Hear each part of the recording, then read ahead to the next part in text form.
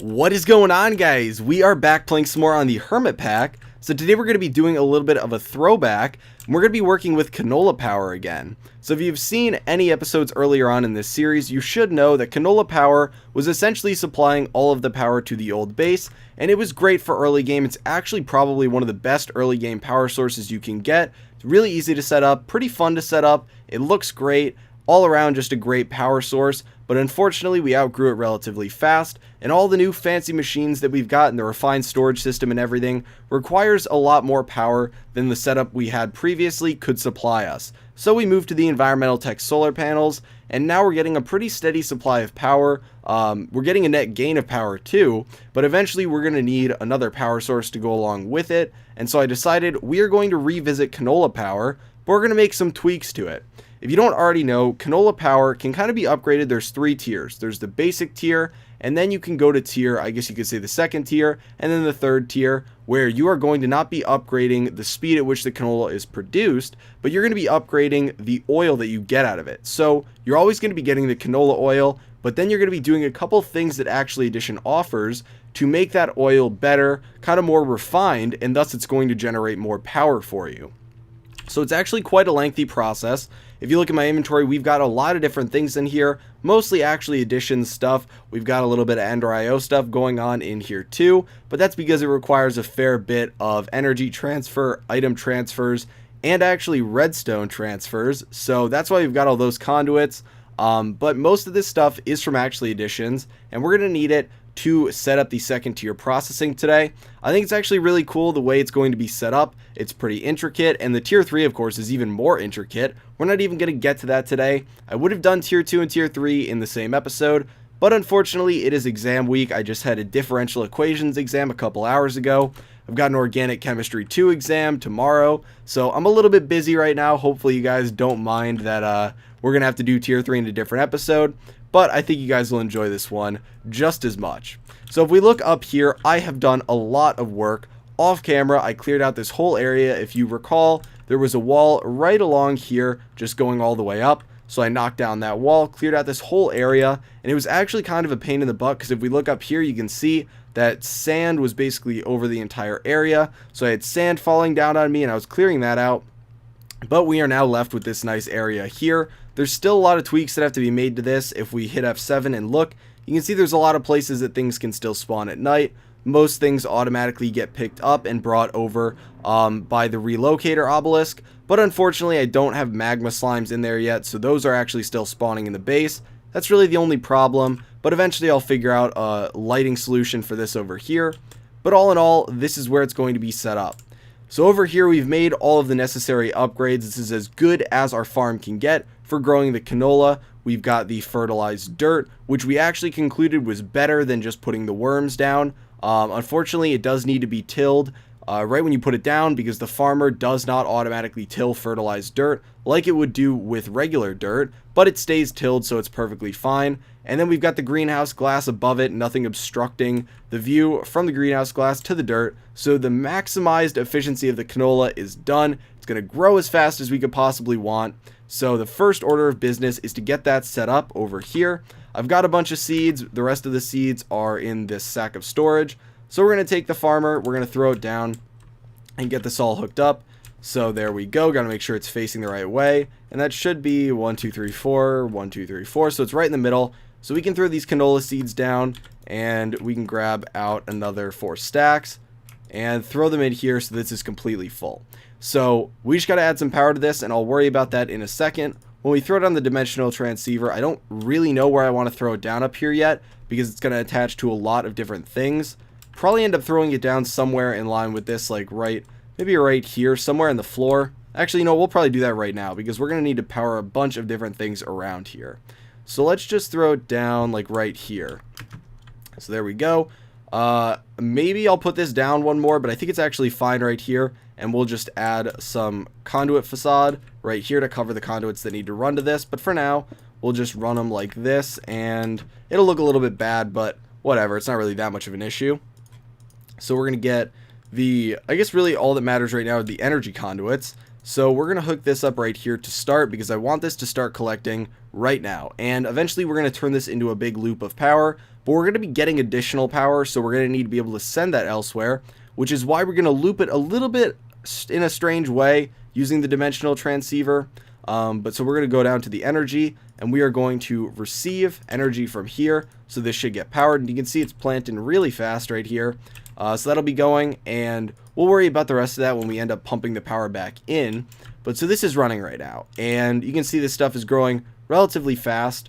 It should be pretty darn speedy. If I need to, I can bring over some bone meal or something, because we do need to get some items in the actual output side of this before we can start working. But we can kind of leave this here for the time being and set up the rest of the stuff. So once we actually have outputs from this, we're going to need to take the canola, and we're going to need to turn the actual canola itself, not the seeds, but the actual canola, into the oil like we did before. So that is why I have the one fermenting barrel and one canola press with me. Again, this is going to require power, so we can probably pull that out. We can probably pull it out to this side. Now, obviously, these lights are going to get broken eventually, and I'll have to redo them, so I'm not really worried about where I place things down. But we're going to first place down the... Actually, you know what? We can probably wait to do this, and I'll show you guys why. There's a pretty intricate setup, and I'm going to try and keep it relatively compact.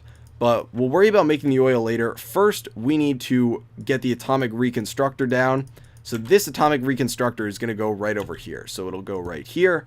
And then we're going to break this block right in front of it. We're going to put down a vacuum chest and then a wooden pressure plate. And then we are going to take this, and we're going to hit it with a redstone torch so that it goes to the redstone mode pulse, which means whenever it gets a signal, then it's going to shoot out lasers. So the minute we step on this or an item gets dropped on it, it will shoot out the lasers, which is exactly what we want. So we do need to get some power to this too. So if we want, we can just hook up some more conduits to this right here. And where is it that we're going? Right here. Okay, so we need the conduits, hook them up here. I'm actually probably going to move this later once we figure out a better spot for it. But now this has power, so you step on it, and boom, it fires. So if we were to take, let's say, a canola seed, and you know what, I'll just grab it from the sack of storage right now. So if we were to throw down a canola seed, where did that, I don't know where that went. Oh, it went into the vacuum hopper down here. Right. So before we actually do that, we need to throw down a basic item filter, and we are going to take canola seeds, and we are going to blacklist those right now, because we don't want this picking those up. But then we are going to take out the canola seeds again, throw it down on this, and boom. So now it turns into something else, so it can get picked up, and this is a crystallized canola seed. So this is what we're going to be throwing into the oil to actually turn it to the second tier. I guess you could call it crystallized canola oil. I don't know if that's the actual name, but we'll just call it that for now, because it's a little bit better than tier 2 oil. But so the vacuum chest is only going to pick up these crystallized canola seeds. We can bring the range down to 1 because it doesn't need to be big, and I actually prefer to whitelist the crystallized canola seeds over blacklisting the other ones in case I randomly drop an item over here within this radius. I don't want it to get picked up. So now that that's done, we can start hooking this up so that we have every piece of canola seed that's extra, which will all get put in the output column. We can have those come over and get dropped here. And for that, we are going to need the automatic precision dropper. So we can click that down. I think we actually need to go down a little bit. If we try clicking it down here, yeah, it needs to get rotated. I don't know if we can do that with the wrench. Can we? No, we can't do it with the Yeta wrench. I don't know why we would be able to. These mods hate each other.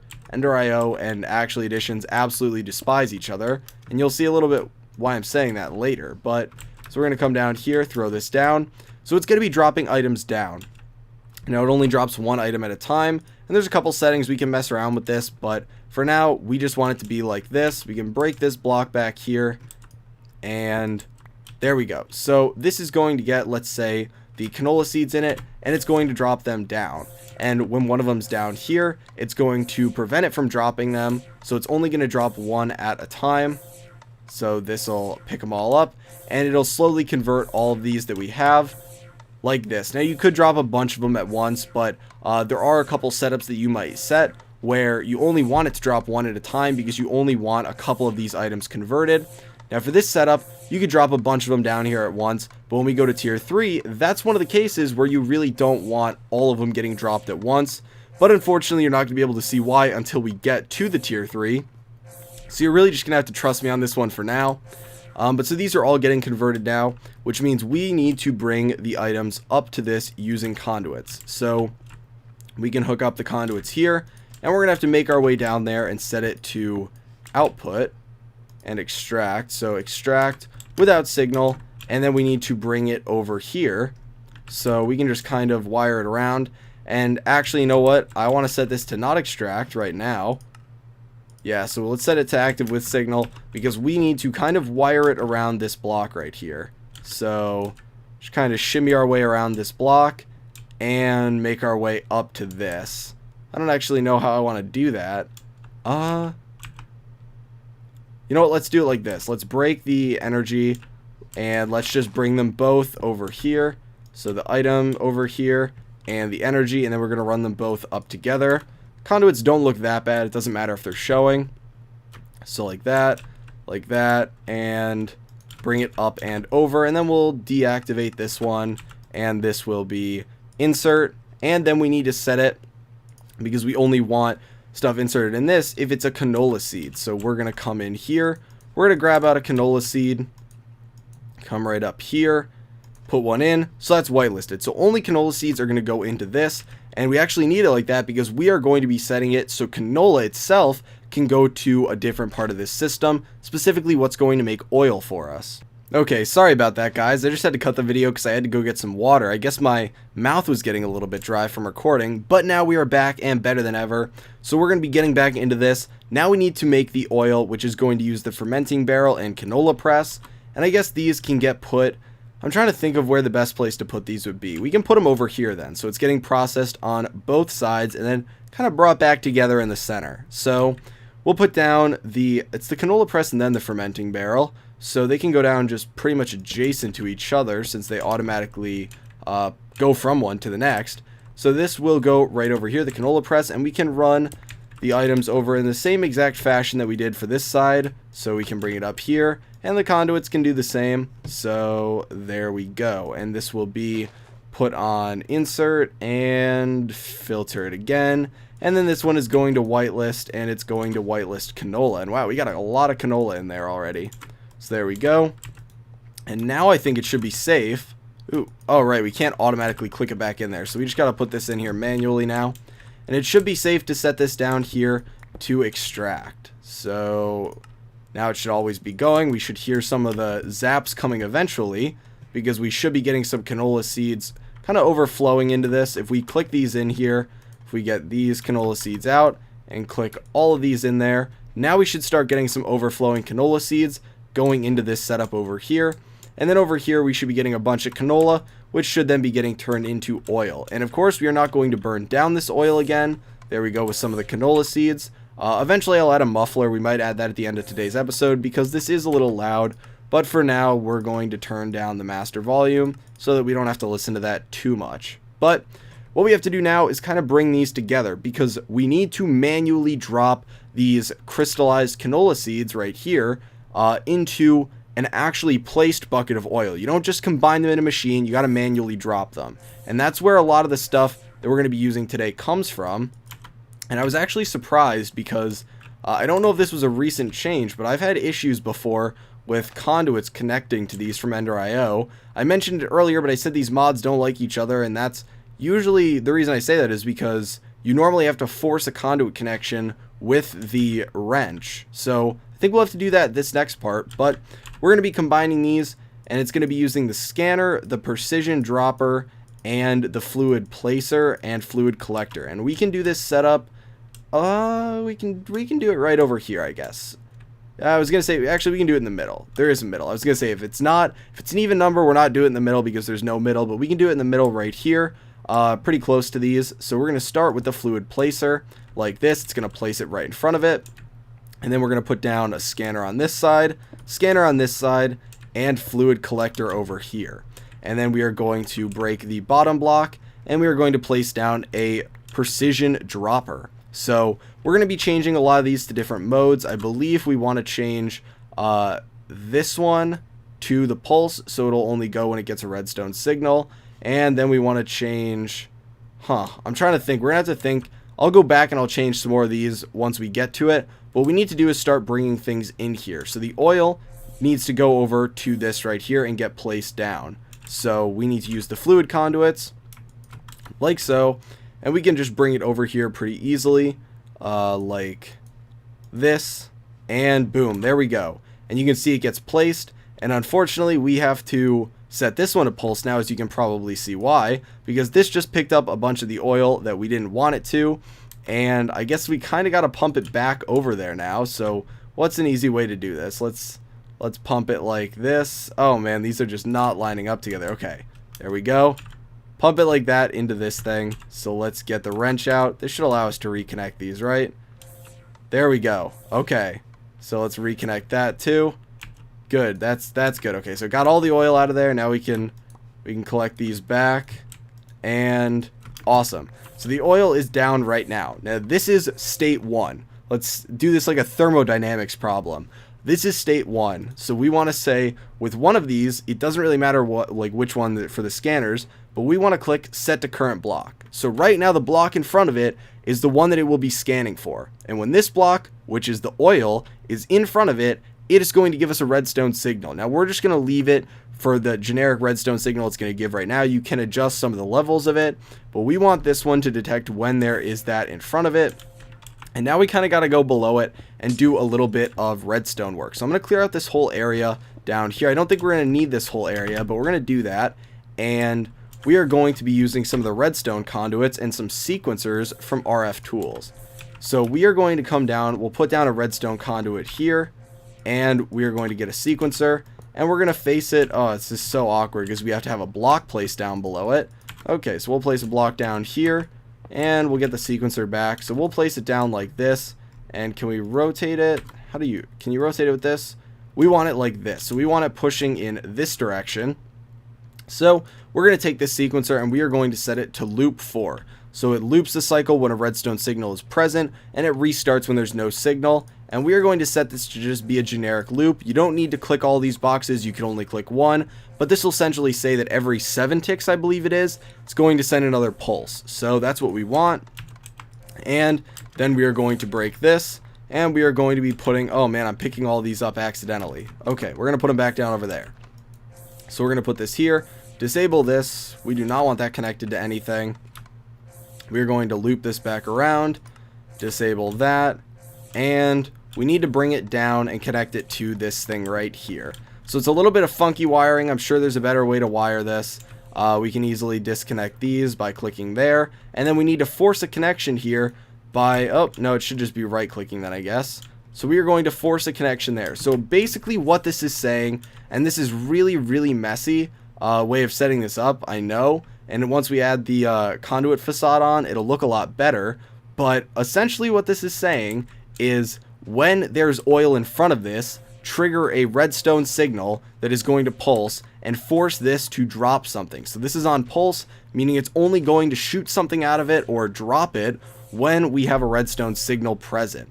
So the minute we hook items up to this, you're going to get crystallized canola, and it's going to get dropped out. And the minute it drops one out, it converts over to the next type of oil, which is the one we want. The redstone signal stops. You're no longer going to get stuff dropped in there for it. And now we are going to go to this one, whichever one was not this sensor we used before, the scanner. We're going to set it to current block. Now we're saying when there's crystallized oil in here, do something else. And we are going to do with this one with a sequencer again. And I'm actually thinking to myself how we could set this up a little bit better on this side. So if we did a sequencer here, how could we set this up? Yeah, so let's break this sequencer here and let's try and set this up a little bit better on this side.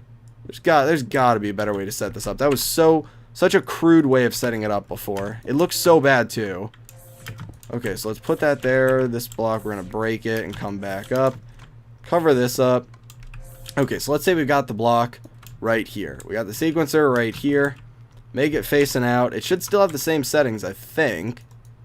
Okay, there we go. Yep, same settings.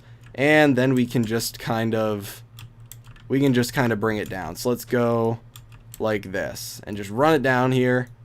And there we go. So that one should be fine. That actually looks a lot better. I'm happy with that. I can live with that at least. And this is not needed anymore. And we'll verify that this works. Don't worry, it's not going to be set up wrong. Yeah, so that should be fine. It should output a signal out the back because we're going to be using that for the other side. So right over here. Now we're saying sequencer. We're going to do loop 4 again. Going to do the same thing. There are some extenuating circumstances when you need it to loop. Other times it would be fine to not use a sequencer and just use a redstone signal. But there are some cases where, let's say like this thing is full and you can't have it pick stuff up, but the signal goes off over here, and then, you know, the signal is done, and then when this isn't full and it can actually pick stuff up, there will still be the crystallized stuff in front of it. So you need it to loop. You need it to keep checking and checking and checking over and over again to make sure that there's not still stuff sitting in front of it. That's why there are a couple other circumstances that I'm not going to go through right now. Just know the sequencers are kind of important. So then this one, we are going to run it over here like this, and we're going to force a connection again to this, and it's going to pick it up. And this one over here is then going to say, again, you know, if we'll grab out of this chest right here, we'll get some of this crystallized stuff, we'll throw it down in here. Oh, we're picking it up before it can actually go in there. There we go. And then it picks it up. Oh, and it converts it again. It picks it up again. Oh, I'm picking this up. I keep doing that. But watching it, and then you can see that this will eventually fill up if I stop picking this stuff up. Oh, is it going to fill up? Ooh, do we not have enough oil in here right now? Oh, it doesn't look like we have enough oil. Okay, so there we go. Now it's full. So the next time that something actually fills up in here, it's not going to be able to do anything with the fluid collector. So that's one of the examples. But now you can see it's running perfectly, except we just have to run items all the way into the bottom here. So we are going to take them from this right over here, and we are going to run them down. And obviously I'm picking up the blocks right now. Not really ideal, but kind of got to deal with it for the time being. This is all relatively compact, which I'm very happy with, you know, once we're done with it and I can kind of block stuff off. But for now, not ideal. So we got to get down here then too, so we can change this conduit setting, insert, and go all the way over here. And I'm actually gonna, so we don't have to even deal with this, we're gonna pull it out the bottom over here, and we got to go down here again, and we got to go to extract, and I keep stealing this stuff. And okay, we're almost done with dealing with this, so we're gonna run the conduits. Oh, that's wrong. Let's fill that in so I don't do that again. Fill that in. Bring me up here. There we go. So all the items, why can't, oh, there's a conduit over me. I was going to say, why can't I go up right now? It is infuriating beyond belief. Okay, so all these items are getting transferred over here. These can now get dropped.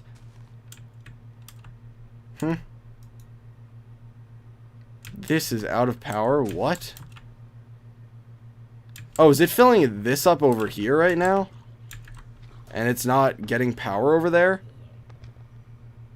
I wonder if once this fills up, if this will get power again. It'll be no issue once we loop the power, but I'm not sure. This should get power again then. Huh. Okay, well, we won't worry about that for now. This right here should be filling up, so that's good. And now the last thing we need is to use the fluid conduits to pull it out and put it back in the oil generator. So the oil generator, we can really put this anywhere we want. But we can put it down, honestly, we can put it down right here. So the oil generator will go right there. Fluid conduit will connect it. And now you can see the whole system running again. The oil got plopped down. This was able to pick it up. It goes in here and it's generating 200 RF a tick. So significantly better than before. I want to say it's double what we got before, which is great. And something I learned is if we apply a redstone signal, it'll actually stop generating. But it looks like it's stopped for now since it's filled up. So now all we'd have to do is take this power and run it back, and the whole system would be able to begin again. I assume this is full. So it really looks like the fermenting barrel is where we run into an issue. So I can add a couple more of these. I can add them, you know, to both sides of this and pipe them around. It's really no issue. It just comes down to having a couple things backed up and having to tweak it a little bit. But I'm actually really happy with this setup. I think it's really cool. I actually enjoy setups like this. I think it looks pretty nice too. Even though conduits are not, you know, people's favorite thing to see, I'll cover up certain ones. Of course, the ones in the floor will get covered up, but I'm pretty happy with how it looks. And I'm actually really excited. This area over here will be saved for when we do the tier 3, which I believe is, I don't even know what it's called. It's, let's find it somewhere. It's right here. Empowered canola seeds, which is even more annoying to set up than this one, but we will do that in a couple episodes. So Hopefully you guys enjoyed today's episode. I already kind of mentioned it today, but unfortunately it's exam week, and I will be having 2 exams next week and then an exam the week after. Those aren't really bad ones. The most important ones are this week, and so that's why I wasn't able to upload a video over the weekend. I was studying, doing homework for the week, trying to catch up, but I'm sure you guys understand. You guys are always pretty understanding about that. So hopefully you enjoyed the video. If you found it entertaining or informative in any way, please feel free to give it a like, as it does help me out a lot. Also, almost at 9K subs, so pretty excited to take my screenshot when it's 9,001 if I can manage it. But we're closing in on 10K, guys, and the support for the Ender.io Surviving With series has been amazing recently. So a big thank you to you guys for that. I really couldn't be happier with it. But I will stop rambling now, and really just thanks for watching, guys, and I'll talk to you later.